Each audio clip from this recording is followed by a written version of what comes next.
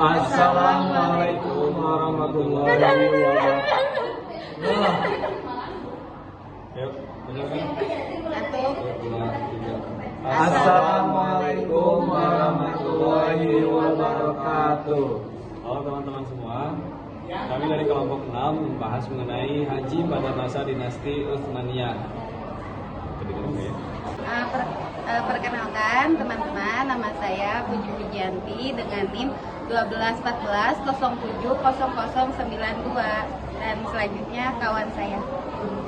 Perkenalkan, nama saya Muhammad Iqbal Sani dengan NIM 121407075. Sebelum memulai videonya, izinkan saya memperkenalkan diri terlebih dahulu bersama teman-teman saya. Nama saya Rizal Kalbi Salim Al-Fari dengan NIM 121407009.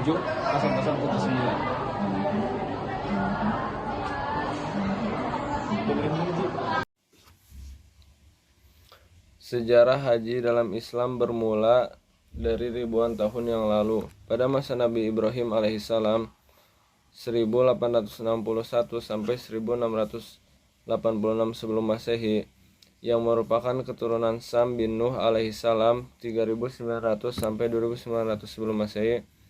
Literatur yang ada dalam Hasanah Islam menjelaskan bahwa Nabi Ibrahim alaihissalam lahir di Ur Kasdim, sebuah kota penting di Mesopotamia. Selanjutnya Nabi Ibrahim tinggal di sebuah lembaga di negeri Sam. Selanjutnya Nabi Ibrahim alaihissalam bermaksud pulang kembali ke negeri Syam, menemui Sarah istri pertamanya. Hajar merasa sedih karena akan ditinggal oleh suami tercintanya. "Mengapa menempatkan kami di sini? Tempat yang sunyi dari manusia, hanya gurun pasir, tiada air dan tiada tumbuh-tumbuhan," tanya Hajar sambil memeluk erat bayinya Ismail. Nabi Ibrahim pun menjawab, "Sesungguhnya Allah yang memerintahkanku menempatkan kalian di sini." Lalu Ibrahim beranjak pergi meninggalkan mereka sehingga sampai di Bukit Kudai yang mempunyai lembah. Ibrahim berhenti sejenak dan melihat kepada keluarga yang ditinggalkannya. Dia lalu berdoa seperti yang diabadikan dalam Al-Quran. Allah berfirman mengulangi doa Nabi Ibrahim alaihissalam, "Ya Tuhan kami, sesungguhnya aku telah menempatkan sebagian keturunanku di lembah yang tidak mempunyai tanam-tanaman di dekat rumah Engkau Baitullah yang dihormati. Ya Tuhan kami, yang demikian itu agar mereka mendirikan sholat, maka jadikanlah hati sebagian manusia cenderung kepada mereka dan berilah mereka rizki dari buah-buahan. Mudah-mudahan mereka bersyukur." Quran Surat Ibrahim ayat 37. Setelah Nabi Ibrahim alaihissalam pergi, tinggallah Hajar bersama bayinya Ismail. Ketika sinar matahari mulai menyengat, bayi Ismail menangis kehausan. Hajar pun panik mencari air. Naluri keibuannya berusaha gigih mencari air. Awalnya Hajar naik ke Bukit Sofa tetapi tidak menemukan air. Lalu ia pergi lagi ke Bukit Marwa dan di sana pun tidak menemukan air. Hajar mulai panik dan putus asa sehingga tidak menyadari bahwa telah 7 kali berlari bolak-balik antara Bukit Sofa dan Marwa, namun ia tetap tidak menemukan air di antara dua tempat tersebut. Akhirnya dari Bukit Marwa, Hajar melihat ke arah Ismail. Dia heran, bayinya tiba-tiba berhenti menangis. Hajar pun melihat air mengalir dari bawah kaki Ismail. Hajar berlari dengan girang ke arah tempat bayinya. Dia berusaha menggali pasir, membendung air yang mengalir tersebut sambil melafazkan kalimat Zam-Zam, menampung. Sejak saat itu hingga sekarang, mata air tersebut dikenal seluruh penjuru dunia sebagai sumur Zam-Zam. Halo, assalamualaikum warahmatullahi wabarakatuh. Selanjutnya saya akan memaparkan tentang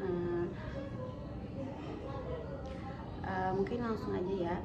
Adapun berselang beberapa waktu kemudian, lewatlah kabilah jurnal di sekitar tempat ini. Kita berada di Bukit Arafah. Mereka melihat kerumunan burung-burung berterbangan di atas. udara mereka, yakni di sana pasti ada sumber air. Mereka segera mendekati tempat tersebut. Dan setelah sampai, mereka terkesima melihat seorang wanita bersama bayinya duduk di bawah pohon dekat sumber air tersebut. Kepala suku Jurnah bertanya kepada Hajar, "Siapakah Anda dan siapakah bayi mungil yang ada dalam gendongan Anda itu?" Lalu Hajar pun menjawab, "Saya adalah ibu dari bayi ini. Ia anak kandung saya dari Ibrahim alaihissalam yang diperintahkan oleh Tuhannya menepati kami di wadi ini." Lalu kepala suku Jurnah meminta izin tinggal berseberangan dengannya. Hajar menjawab, "Tunggulah sampai Ibrahim datang. Saya akan meminta izin kepadanya." 3 hari kemudian, Nabi Ibrahim alaihissalam datang melihat kondisi anak dan istrinya. Hajar meminta izin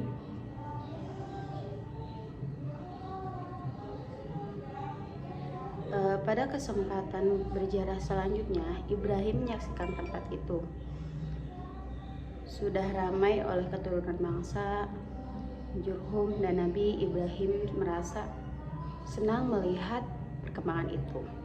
Lalu Hajar hidup rukun dengan bangsa Jurnah hingga Ismail mencapai usia remaja. Selanjutnya Allah Subhanahu wa taala memerintah kepada Ibrahim untuk membangun Ka'bah pada posisi Kubah yang telah Allah turunkan kepada Nabi Adam alaihi salam. Tetapi Nabi Ibrahim tidak mengetahui posisi Ka'bah itu karena Ka'bah tersebut telah dilangkat oleh Allah Subhanahu wa taala ketika terjadi peristiwa banjir tersebut di bumi pada Nabi Nuh alaihissalam. Kemudian Allah mengutus Jibril untuk menunjukkan kepada Ibrahim posisi Ka'bah. Kemudian Jibril datang membawa beberapa bagian Ka'bah dari surga. Dan pemuda Ismail membantu ayahanda mengangkat batu-batu dari bukit. Dan kemudian Nabi Ibrahim dan Ismail bekerja membangun Ka'bah sampai ketinggian 7 hasta. Jibril lalu menunjukkan kepada mereka posisi Hajar Aswad. Kemudian Nabi Ibrahim meletakkan Hajar Aswad pada posisinya semula. Dan lalu Ibrahim membuatkan 2 pintu Ka'bah. Pintu pertama terbuka ke timur dan pintu kedua terbuka ke barat. Sekian dari saya. Assalamualaikum warahmatullahi wabarakatuh. Setelah pembangunan Ka'bah selesai, Nabi Ibrahim dan Nabi Ismail menunaikan ibadah haji. Kemudian pada tanggal 8 Dzulhijjah, malaikat Jibril turun untuk meminta Nabi Ibrahim mendistribusikan air Zam-Zam ke wilayah sekitar Mina dan Arafah. Maka hari itu disebut dengan hari Tarwiyah atau hari pendistribusian air.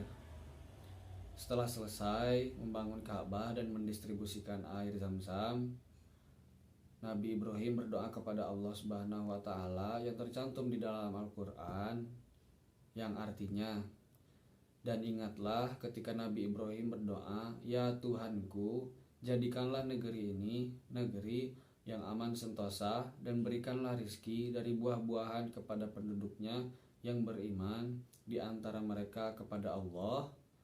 Dan hari kemudian Allah berfirman, "Dan kepada orang yang kafir pun aku beri kesenangan sementara, kemudian aku paksa ia menjalani siksa api neraka, dan itulah seburuk-buruk tempat kembali."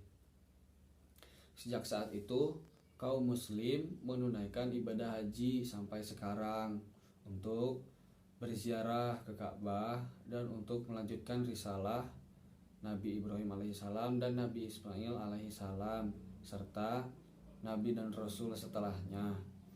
Prosesi pelaksanaan ibadah haji pun diselenggarakan sebagaimana yang telah dicontohkan oleh Nabi Ibrahim dan Nabi Ismail alaihissalam. Namun ketika masa pemerintahan tokoh Mekah Amr bin Luha, ibadah haji ini mulai terkotori dengan adanya patung dan berhala.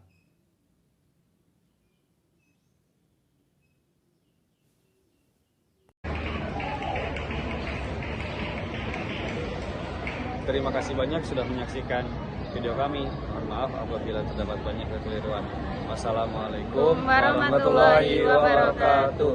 Jangan lupa tonton ya guys. Bye bye. Yaudah.